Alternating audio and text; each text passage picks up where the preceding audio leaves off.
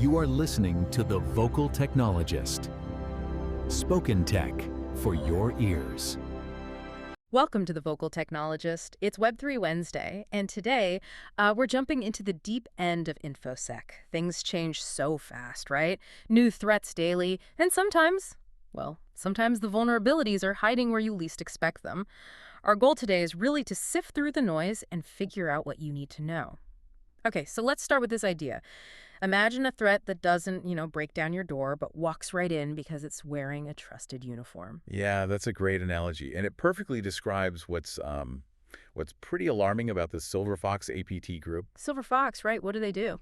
Well, they took a driver, amsdk.sys, which is part of the WatchDog Antimalware system. Okay. And the kicker, it was signed by Microsoft. Legit. It's signed by Microsoft. Wow. Exactly. They weaponized this trusted driver to basically switch off security tools on Windows 10 and 11. Then they dropped ValleyRAT malware. So they used Microsoft's own signature against itself? Pretty much. And even when it got patched, they found a workaround. They just changed like one single byte in the driver's timestamp. Just one byte? Uh-huh. That was enough to bypass the hash-based block lists. But the signature, still valid. That's incredibly sneaky. It targeted organizations in Asia, took out nearly 200 security processes. It really shows, a significant blind spot. Signatures aren't foolproof. We need more than just checking if something is signed. Right. Behavioral analysis becomes key then. And speaking of things hiding in plain sight, sometimes attacks come from really unexpected corners. Like, who thinks about web design elements as attack vectors? Well, that's the thing, isn't it? It raises that question. What about stuff we think is harmless, like CSS? CSS cascading style sheets. How? Attackers have figured out how to use only inline CSS styles. Just the styling. Yeah, just inline cells. They chain together if statements within the CSS itself, and they use that to scrape sensitive data, like user IDs right off the web page.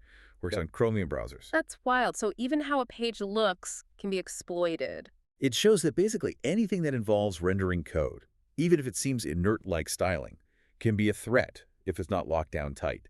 We have to rethink what's safe.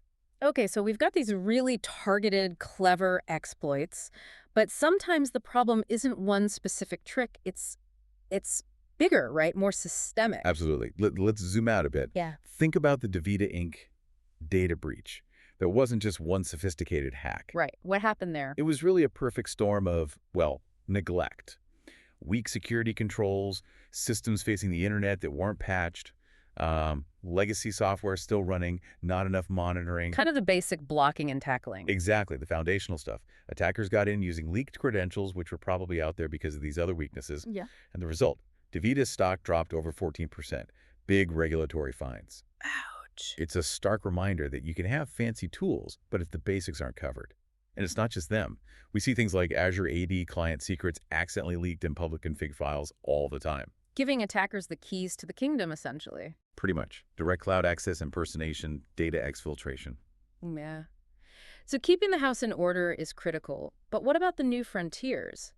AI is everywhere now. That must be creating whole new security headaches. Oh, absolutely. Agentic AI specifically. These are AI systems that can act autonomously, plan, decide, execute tasks without constant human input. Right. So they're not just tools anymore. Exactly. Yeah. And the risks are significant. We're seeing shadow AI, where departments deploy AI without IT knowing. Uh-oh.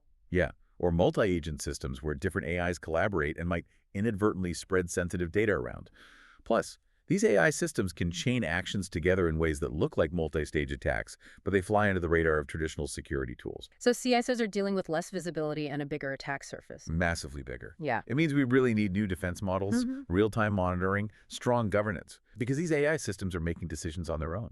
Okay, so the threats are evolving fast, from exploiting trust to systemic failures to AI risks. What are we doing to build stronger defenses? Are there proactive steps? There are. One really important strategic move is this push for software bills of materials, or SBOMs. SBOMs, right, like an ingredients list for software. Exactly. CISA, the NSA, and actually 19 international partners put out a shared vision document for this. Okay. The goal is global adoption, making software more transparent. It helps manage supply chain risks because you actually know what components are in the software you're using. So it's about getting ahead of vulnerabilities, not just reactive. Precisely. understanding your digital supply chain before something goes wrong.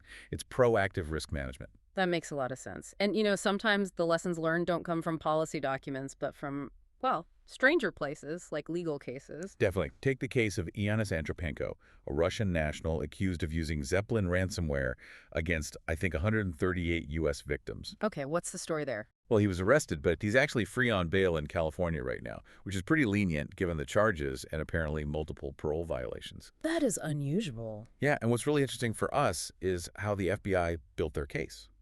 His operational security. Well, it wasn't great. How so? He apparently used his personal PayPal accounts for transactions related to the ransomware and stored cryptocurrency seed phrases in his iCloud account. Seriously, personal PayPal and iCloud. For a ransomware operation. Basic OPSEC failures. It really enabled the investigators. And his current bail conditions, like no ban on internet use, make you wonder, maybe there's a cooperation deal or something. But the takeaway is clear.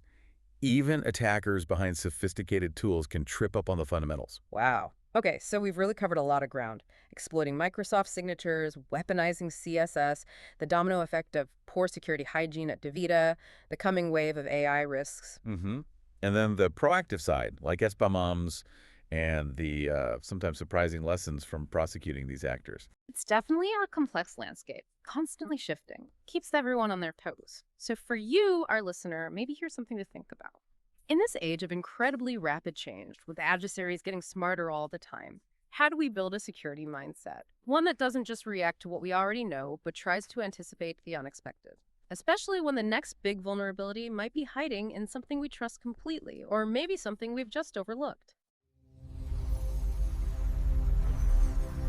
Spoken Tech for your ears.